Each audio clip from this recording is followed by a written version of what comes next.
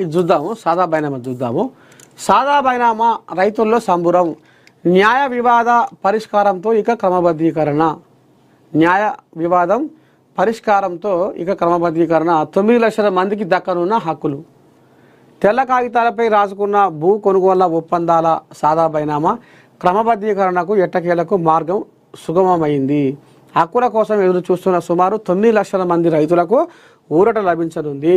2020 ROR చట్టంలో క్రమబద్ధీకరణకు సెక్షన్లు లేకపోవడంతో అప్పట్లో ఈ ప్రక్రియను న్యాయస్థానం నిలిపివేసింది. సాదా బైనామాల క్రమబద్ధీకరణ చేపడతామంటూ ముఖ్యమంత్రి రేవంత్ రెడ్డి, రెవెన్యూ శాఖ మంత్రి పొంగులేటి శ్రీనివాసరెడ్డి పలుమార్లు ప్రకటించారు. న్యాయస్థానంలో ఉన్న వివాద పరిష్కారానికి పలు చర్యలు చేపట్టారు. దీంతో తాజాగా హైకోర్టు సాదా బైనామా రైతులకు 13B ప్రొసీడింగ్స్ జారీ చేయడానికి అనుమతించింది. రాష్ట్రంలోని పట్టణాలు మినహా ఇతర ప్రాంతాల్లో 2014 జూన్ 2వ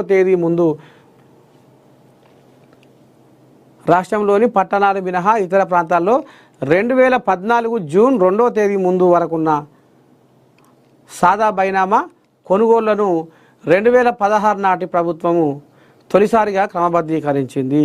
అప్పట్లో 12.64 లక్షల దరఖాస్తులు రాగా పరిశీలన అనంతరం 6.18 లక్షల మేర క్రమబద్ధీకరించారు. రెండోసారి 2020లో క్రమబద్ధీకరణకు అవకాశం ఇస్తూ ప్రభుత్వం దరఖాస్తులను ఆహ్వానించింది. కానీ ROR 1971ని సవరించి తెచ్చిన ROR 2020 చట్టంలో క్రమబద్ధీకరణకు సెక్షన్లు చేర్చలేదు.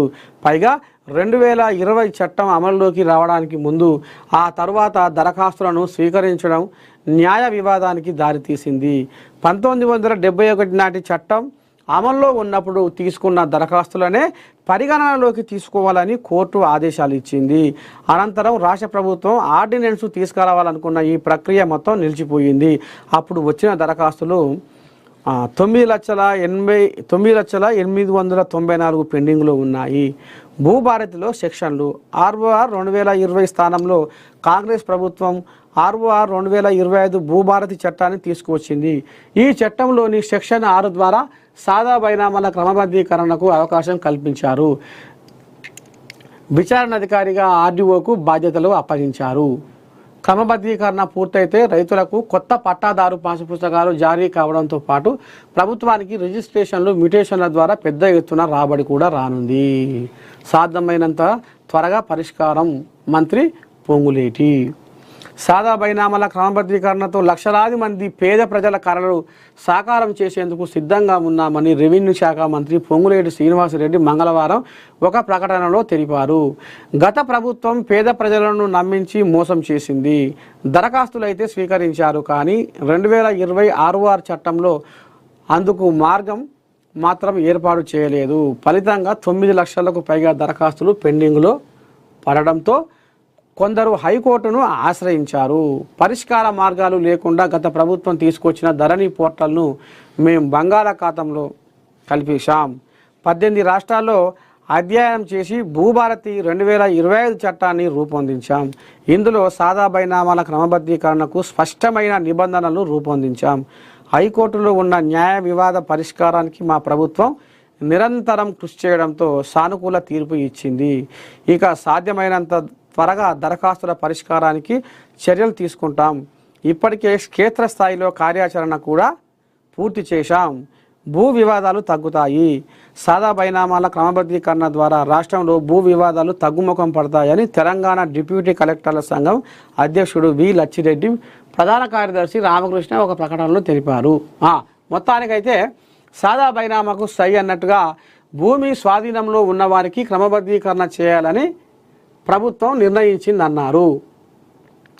పిటిషనర్ తరపున సీనియర్ న్యాయవాది జె ప్రభాకర్ వాదనలు వినిపిస్తూ కొత్త చట్టంలోని నిబంధనలను కూడా సవాల్ చేస్తూ సవరణ పిటిషన్ దాఖలు చేశామని, దీనిపై వాదనలు వినిపించడానికి అనుమతించాలన్నారు.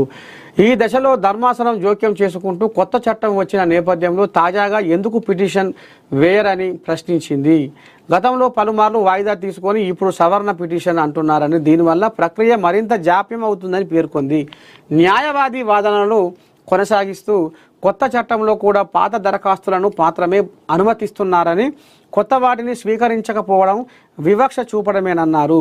కొత్త పిటిషన్ దాఖలు చేస్తామని, అయితే వారం రోజుల పాటు క్రమబద్ధీకరణ ఉత్తర్వులు జారీ చేయకుండా ఆదేశాలు ఇవ్వాలని కోరారు.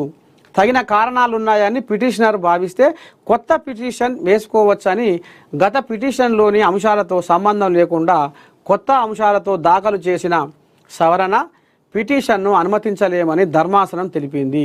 ప్రభుత్వం కొత్త చట్టం తీసుకువచ్చినందున సన్న మధ్యతరగతి రైతులకు చెందిన సాదా బైనామాల క్రమబద్ధీకరణకు గత మధ్యంతర ఉత్తర్వులు అడ్డంకిగా ఉన్న నేపథ్యంలో వాటిని ఎత్తివేస్తున్నామని ప్రకటించింది.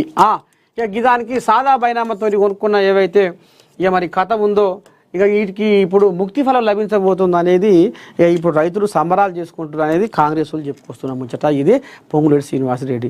ఉంటా శనార్థి, నమస్తే. రేపు పొద్దుగాల మళ్ళీ కలుసుకుందాము. పొద్దుకంగా 8 గంటలకు మళ్ళీ మానక మరవక అందరం కలుసుకుందాము. అంతవరకు మీరు ఏం చేయాలి, చూస్తూనే ఉండాలి మన ఏఎన్ఎన్. ఉంటా శనార్థి.